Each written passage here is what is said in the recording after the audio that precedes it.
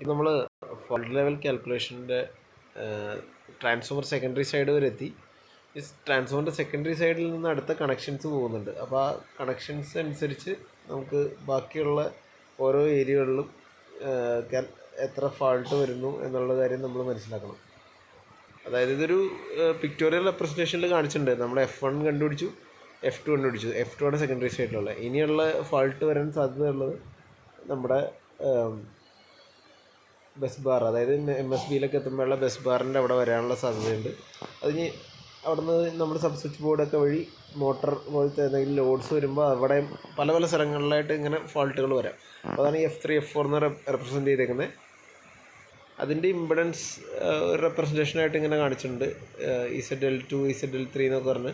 പിന്നെ F3 F4 എന്നാണ് ഇപ്പം നമ്മൾ മറ്റേ പിക്ചർ റെപ്രസെൻറ്റേഷനിൽ ഓൾറെഡി കണ്ടല്ലോ. അപ്പോൾ ഇനി അതിൻ്റെ ജസ്റ്റ് നോക്കാം, സെയിം തന്നെയാണ്. ഞാൻ ജസ്റ്റ് പറഞ്ഞു പോകാൻ വേണ്ടി കാണിക്കുന്നു എന്നുള്ളൂ. നേരത്തെ കണ്ടതിൻ്റെ തന്നെ ക്ലിയർ ആയിട്ട് പഠിച്ചു കഴിഞ്ഞാൽ നമുക്ക് ഈസിലി അത് ചെയ്യാവുന്നുള്ളൂ. ഓക്കെ, അപ്പോൾ നമ്മൾ അതിന് യൂസ് ചെയ്യുന്നത് ആദ്യം തന്നെ അവിടുത്തെ റെസിസ്റ്റൻസ് എത്രയാണെന്ന് കണ്ടുപിടിക്കണം, ലൈനിൻ്റെ റെസിസ്റ്റൻസ്. അപ്പോൾ റെസിസ്റ്റൻസ് പെർ കിലോമീറ്റർ വന്നിട്ടുണ്ട്. അപ്പോൾ അതിൻ്റെ ടോട്ടൽ ലെങ്ത്ത് അല്ലെങ്കിൽ എനിക്ക് ലെങ്ത്ത് കിട്ടിക്കഴിഞ്ഞാൽ നമുക്ക് അതിൻ്റെ റെസിസ്റ്റൻസും അതുപോലെ തന്നെ ഇൻഡക്റ്റീവ് റിയാക്റ്റൻസും കണ്ടുപിടിക്കാൻ പറ്റും. അപ്പോൾ അതാണ് അവിടെ കണ്ടുപിടിച്ച് വെച്ചേക്കുന്നത്. 0.001 ഓംസ് എന്ന് പറഞ്ഞാൽ അതിൻ്റെ അകത്ത് ലെങ്ത്തുമായിട്ട് മൾട്ടിപ്ലൈ ആണ് ചെയ്തേക്കുന്നത്. അത് നമുക്ക് ഇവിടെ കേബിൾ L2 എന്ന് പറഞ്ഞ ലെങ്ത്ത് എഴുതിയിട്ടുണ്ടേ. അപ്പോൾ ആ ലെങ്ത്തുമായിട്ട് മൾട്ടിപ്ലൈ ചെയ്താൽ മതി. 2 റൺസ് 3.5 കോർ 300 ആണ് നമ്മുടെ ട്രാൻസ്ഫോമറിൻ്റെ സെക്കൻഡറി ടു ഒരു മെയിൻ സ്വിച്ച് ബോർഡ് അല്ലെങ്കിൽ ആ പാനലിലേക്ക് ചെല്ലുന്നത്. അപ്പോൾ അതിൻ്റെ റെസിസ്റ്റൻസ് ഇൻഡക്റ്റീവ് റിയാക്റ്റൻസ് കണ്ടുപിടിക്കണമെങ്കിൽ അത് നമ്മുടെ കേബിളിൻ്റെ കാറ്റലോഗ്സിലൊക്കെ ഉണ്ട്. അപ്പോൾ കേബിളിൻ്റെ കാറ്റലോഗ്സിൽ എത്ര റെസിസ്റ്റൻസ് പെർ മീറ്റർ ആണെന്നൊക്കെ ഉള്ള ഐഡിയ ഉണ്ട്. അതുപോലെ ഇൻഡക്ഷൻസ് പെർ മീറ്റർ എത്രയാണെന്ന് ഐഡിയ ഉണ്ട്. അപ്പോൾ അതിൽ നിന്ന് ഇതിൽ പറഞ്ഞാൽ റെഫറൻസ് ആയിട്ട് എടുക്കുകയാണ്, നമുക്ക് കാൽക്കുലേഷൻ പർപ്പസിന് നമ്മൾ എടുക്കുകയാണ്. ഒറിജിനലി നമ്മൾ ചെയ്യുകയാണെങ്കിൽ നമ്മുടെ കമ്പനികൾ ഏത് കമ്പനിയുടെയാണ് ഇടുന്നത് അവരുടെ ഏത് കാറ്റലോഗിൽ നിന്ന് നമുക്ക് ഈസിലി അത് അവൈലബിൾ ആക്കാവുന്നതുള്ളൂ. ഓക്കെ, അപ്പോൾ നമ്മൾ R2X2 എന്ന് പറഞ്ഞിട്ട് കണ്ടുപിടിക്കുന്ന ആ ഡാറ്റയിൽ നിന്നാണ് ഡാറ്റ. അതിൽ 10 മീറ്ററാണ് ഡിവൈഡ് ബൈ 1000 ചെയ്യുന്നത്. എന്തിനാണെന്ന് മനസ്സിലായല്ലോ, കിലോമീറ്റർ ആക്കണം. നമുക്ക് ഓംസ് പെർ കിലോമീറ്റർ ആയിരിക്കും നമുക്ക് കിട്ടുന്നത്. അപ്പോൾ നമുക്ക് 10 മീറ്റർ ആകെ ഉള്ളൂ കേബിൾ. അപ്പോൾ ഡിവൈഡ് ബൈ 1000 ചെയ്യണം. അപ്പോൾ RL1 ഡാഷും RL2 ഡാഷും ഈ RL2 ഡാഷ് XL2 ഡാഷും നമ്മളെ ഡാറ്റ ഷീറ്റിൽ നിന്നാണ് കിട്ടുന്നത്. 0.1ഉം 0.071 എന്നൊക്കെ കിട്ടി. 10 മീറ്ററാണ് ഈ 10 ഡിവൈഡ് ബൈ 1000 ആയിട്ട് എഴുതിയേക്കുന്നത്. ഓക്കെ, അപ്പോൾ നമ്മളിതിൽ വായിച്ചപ്പോൾ കണ്ടു 2 റൺസ് ഇട്ടുണ്ട്. ഒരു കേബിളല്ല 2 കേബിൾ ഇട്ടുണ്ട് അങ്ങനത്തെ.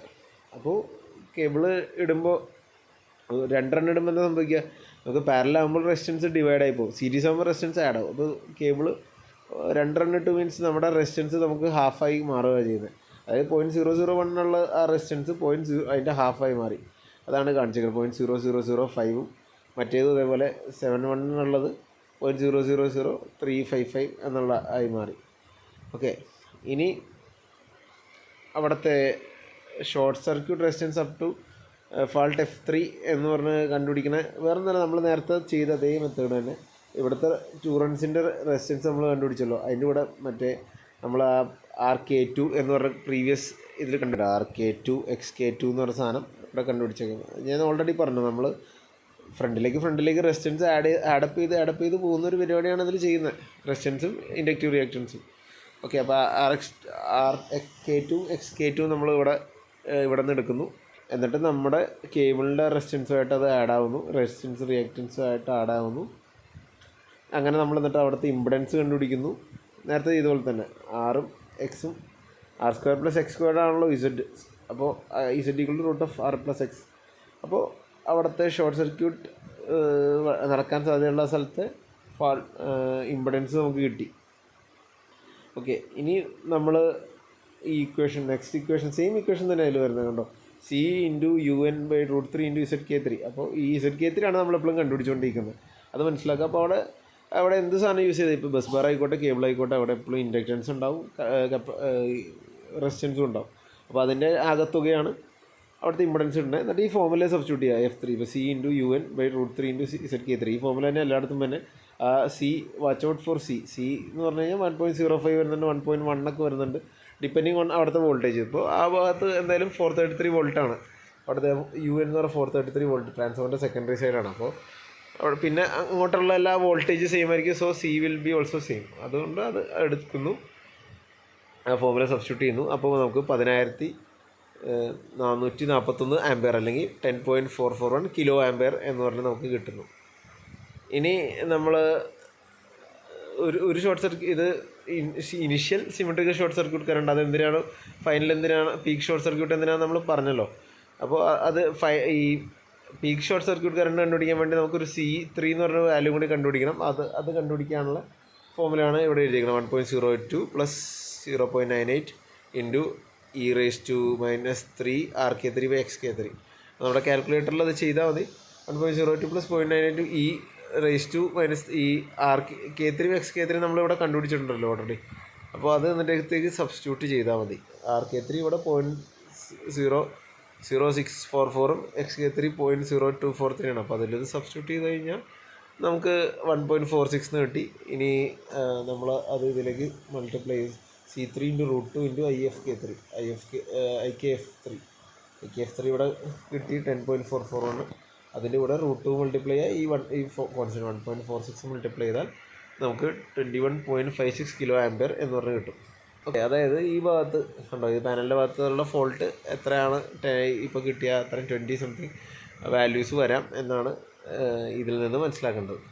ഓക്കെ, ഇനി അടുത്ത് ശ്രദ്ധിക്കേണ്ട വേറൊന്നുമില്ല, F4 എന്ന് പറഞ്ഞാൽ, അതായത് നമ്മുടെ പാനലിൻ്റെ അവിടെ നിന്ന് ഒരു 3 കോർ 185 mm² ഒരു കേബിൾ ഇട്ടിട്ട് 100 മീറ്ററോളം ഇടുന്നുണ്ടത്, എന്നിട്ട് ഒരു മോട്ടറിലേക്ക് എത്തിക്കുന്നുണ്ട്. അപ്പോൾ അവിടെ വരുന്ന ഫോൾട്ട് എത്രയാണ് F4 എന്ന് പറഞ്ഞ് കാണിച്ചത്, അത് എത്രയാണെന്ന് കണ്ടുപിടിക്കാനാണ് നോക്കുന്നത്.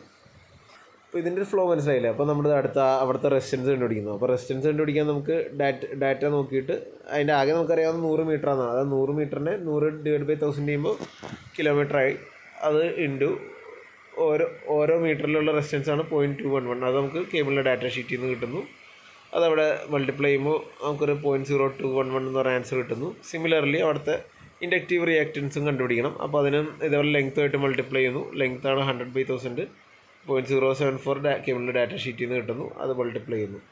ഓക്കെ, അപ്പോൾ നമുക്ക് അവിടുത്തെ റെസിസ്റ്റൻസും റിയാക്റ്റൻസും കിട്ടി. ഇനി നേരത്തെ കണ്ടുപിടിച്ചതിൻ്റെ കൂടെ ആഡ് ചെയ്യുന്നു. അതായത് പ്രീവിയസ്ലി കണ്ടുപിടിച്ച RK3 നമ്മളിവിടെ ഓൾറെഡി വന്നല്ലോ, RK3/XK3 എന്ന് പറഞ്ഞ് വന്നു. അത് ഓൾറെഡി കണ്ടുപിടിച്ചു. എന്നിട്ട് ഇപ്പോൾ ഉള്ള കേബിളിൻ്റെ ഇതുമായിട്ട് ആഡപ്പ് ആക്കുകയാണ് ചെയ്യുന്നത്. അതാണ് ഇവിടെ ചെയ്തേക്കുന്നത്. 0.00644 നേരത്തെ കണ്ടതാണ്. അതിൻ്റെ കൂട്ടത്തിൽ ഇപ്പോൾ കിട്ടിയ ആൻസറും കൂടെ ആഡ് ചെയ്യുന്നു. അപ്പോൾ അവിടുത്തെ ഷോർട്ട് സർക്യൂട്ട് റെസിസ്റ്റൻസ് എന്ന് പറയും, അതവിടെ കിട്ടി. XK4 സിമിലർ ഇൻഡക്റ്റൻസ് അവിടെ അപ് ടു അവിടെ വരെ ഉള്ളത് ആഡ് ചെയ്യുന്നു. പ്രീവിയസ് ഡാറ്റയും ഇതും കൂടി ആഡ് ചെയ്യുമ്പോഴത്തേക്കും 0.034 കിട്ടുന്നു. നെക്സ്റ്റ് സ്റ്റെപ്പ് എന്ന് പറഞ്ഞാൽ ഇമ്പഡൻസ് കണ്ടുപിടിക്കുകയാണ്. അപ്പോൾ Z = √R² + X². അപ്പോൾ ഇമ്പഡൻസ് ഇതിനകത്ത് സബ്സ്റ്റിറ്റ്യൂട്ട് ചെയ്യുമ്പോൾ 0.042 ohms. അപ്പോൾ ഇതെല്ലാം ഓംസിലാണ് വരുന്നത്, നോക്കുക. ഓക്കെ, അത് കഴിഞ്ഞിട്ട് നമ്മൾ സെയിം നേരത്തെ കണ്ട അതേ ഫോമുല തന്നെ, C × UN / √3 × ZK4. C സെയിമാണ്, UN സെയിമാണ്, വല്ല റേറ്റഡ് വോൾട്ടേജാണ്. ഇത് C എന്ന് പറഞ്ഞാൽ കോൺസ്റ്റൻറ്റ് സെയിമാണ് ഈ വോൾട്ടേജിന് വേണ്ടിയുള്ള. √3 സെയിം. ഈ ZK4 ഇപ്പോൾ കണ്ടുപിടിച്ചു. അപ്പോൾ നമുക്ക് 6.25 K എന്ന് കിട്ടി. നെക്സ്റ്റ് അത് initial symmetrical short circuit current എന്നാണ് അതിനെ വിളിക്കുന്നത്. അപ്പോൾ അത് എന്തിനാണ് ചെയ്യണമെന്നാണ് ഞാൻ പറഞ്ഞതാണ്. ഞാൻ ലാസ്റ്റ് ഒന്നും കൂടി നമുക്ക് സമ്മറൈസ് ചെയ്യാം. അപ്പോൾ സിമിലർലി നമ്മൾ അടുത്തൊരു പീക്ക് ഷോർട്ട് സർക്യൂട്ട് കറണ്ട് കൂടി കണ്ടുപിടിക്കണം. അപ്പോൾ അതിന് ഫോമുല അതിൻ്റെ C4 × √2 × IK4 എന്നാണ്, IKF4 എന്നാണ്. അപ്പോൾ ഈ C4 കണ്ടുപിടിക്കാൻ വേണ്ടി നമുക്ക് നേരത്തെ ചെയ്ത പോലത്തെ ഒരു ഫോമുല ഉണ്ട്, 1.02 + 0.98 × e⁻³ RK4/XK4. അപ്പോൾ RK4/XK4 നമ്മളിവിടെ ഓൾറെഡി കണ്ടുപിടിച്ചിട്ടുണ്ട്. അത് ഇതിലേക്ക് സബ്സ്റ്റിറ്റ്യൂട്ട് ചെയ്യുക. അപ്പോൾ നമുക്ക് 1.09 കിട്ടി. ആ ഒരു കോൺസ്റ്റൻറ്റ് കിട്ടാൻ വേണ്ടിയാണ് ഈ പണി എടുക്കുന്നത്, അത്രേ ഉള്ളൂ. ഓക്കെ, എന്നിട്ട് C4 × √2 × IK4 ചെയ്യുമ്പോഴത്തേക്കും നമുക്ക് 9.63 K കിട്ടും. അതായത് നിങ്ങളൊരു കാര്യം ശ്രദ്ധിച്ചോ, നമ്മൾ ട്രാൻസ്ഫോമറിൽ നിന്ന് അകന്നകന്ന് പോകുമ്പോഴത്തേക്കും ഫാൾട്ട് കറണ്ട് കുറഞ്ഞ് വരുന്നുണ്ട്. അപ്പോൾ ഇത് ടു സമ്മറൈസ് ചെയ്യുമ്പോൾ ഇതാണ് കണ്ടോ, ഓരോ സ്ഥലത്തെ ഫാൾട്ട് കറണ്ട് നമ്മൾ ഇനിഷ്യൽ ഷോർട്ട് സർക്യൂട്ട് കറണ്ടും പീക്ക് ഷോർട്ട് സർക്യൂട്ട് കറണ്ടും കണ്ടുപിടിച്ചിട്ടുണ്ട്. അപ്പോൾ ഇനിഷ്യൽ കറണ്ട് നമ്മൾ യൂസ് ചെയ്യുന്ന cable size, breaking capacity, earthing design മുതലായ സാധനങ്ങളിലാണെങ്കിൽ ബ്രേക്കിംഗ് കപ്പാസിറ്റിക്ക് വേണ്ടിയാണ് നമ്മുടെ ഇനിഷ്യലെങ്കിൽ മേക്കിംഗ് കപ്പാസിറ്റി, അതായത് ഓണാക്കുമ്പോൾ ഉണ്ടാവുന്ന അങ്ങനത്തെ ഫാൾട്ട് കറണ്ട് അങ്ങനെയുള്ള കാര്യങ്ങളിലാണ് പീക്ക് ഷോർട്ട് സർക്യൂട്ട് കറണ്ടും. Dynamic effect due to short circuit കറണ്ടും ബസ് ബാർ റിലേറ്റഡ് ആയിട്ടുള്ള കാൽക്കുലേഷനിലൊക്കെ വരുമ്പോൾ ഇത് ശ്രദ്ധിക്കേണ്ടതാണ്. ഈ ഈ കറണ്ടായിരിക്കും അതിൽ ഇമ്പോർട്ടൻ്റ് ആണ്. ഡൈനാമിക് എന്ന് പറഞ്ഞാൽ പെട്ടെന്ന് ചേഞ്ചിങ് ഒക്കെ സംഭവിക്കുന്ന ഒരവസ്ഥ, ഭയങ്കര ഹൈ ഷോർട്ട് സർക്യൂട്ട് കറണ്ട് അങ്ങനത്തെ കേസുകളൊക്കെ ഈ ഒരു പാർട്ട് ഉപയോഗിക്കുക. അപ്പോൾ ഇതാണ് ഫാൾട്ട് ലെവൽ കാൽക്കുലേഷൻ്റെ ഒരു മൊത്തത്തിൽ ഒരു രീതി. ഇനി നമുക്ക് വേറെ ഒരു മെത്തേഡും കൂടി ഉണ്ട്, MVA മെത്തേഡ്. അത് വേറൊരു വീഡിയോയിൽ പറയാം. അപ്പോൾ ഇതിപ്പോൾ പല പാർട്ടായിട്ട് ഞാൻ നിങ്ങൾക്ക് എളുപ്പത്തിന് വേണ്ടിയാണ് ചെറിയൊരു വീഡിയോ ആയിട്ട് ചെയ്തേക്കുന്നത്. അപ്പോൾ അത് ഫുള്ളി ഫോളോ അപ്പ് ചെയ്തിട്ട് നമുക്ക് കേട്ടുകൊണ്ടിരിക്കുമ്പോൾ നല്ല രസമാണ്. പക്ഷേ നമ്മളിത് വർക്കൗട്ട് ചെയ്യുമ്പോഴാണ് നമുക്ക് അതിൻ്റെ ഒരു കൃത്യമായിട്ടുള്ളൊരു രൂപം നമുക്ക് കിട്ടുള്ളൂ. നമുക്ക് ഓരോ പ്രൊസീജിയർ ഫോളോ ചെയ്ത് ബാക്കിലേക്ക് ഇങ്ങനെ വരുമ്പോൾ നമുക്ക് കൃത്യമായിട്ട് അത് ചെയ്യും. അപ്പോൾ ഏതൊരു വീഡിയോ കാണുവാണെങ്കിലും നിങ്ങളായിട്ട് വർക്കൗട്ട് ചെയ്യണം. അപ്പോൾ ഇത് ഈ നമ്മുടെ ഇൻസ്പെക്ടർ ഡയറി പർച്ചേസ് ചെയ്യാം. പിന്നെ ബാക്കി പല മെറ്റീരിയൽസ് നമുക്ക് ലിങ്ക്ഡിനിലും ഇതൊക്കെ അവൈലബിൾ ആണ്. പേഴ്സണലി എനിക്ക് മെസ്സേജ് ചെയ്താലും എൻ്റെ നമ്പർ ഇതിൽ കിടക്കുന്നുണ്ട്. നിങ്ങൾക്ക് അതിൽ മെസ്സേജ് ചെയ്താലും എൻ്റെ കയ്യിലുള്ള ഡോക്യുമെൻറ്റ്സ് ഒക്കെ ഞാൻ അയച്ചു തരാം. എപ്പോഴും നോളേജ് ഷെയർ ചെയ്യാൻ വേണ്ടിയുള്ള ഒരു രീതിക്കാണല്ലോ ഈ ചാനലിൻ്റെ ഒരു പർപ്പസ് തന്നെ. സോ നമുക്ക് എങ്ങനെയാണെന്ന് വെച്ചാൽ ചെയ്യാം. ഓക്കെ, അപ്പോൾ ഇത് മനസ്സിലായി എന്ന് വിചാരിക്കുന്നു. ഡൗട്ട്സുകൾ ചോദിക്കാം. Thank you.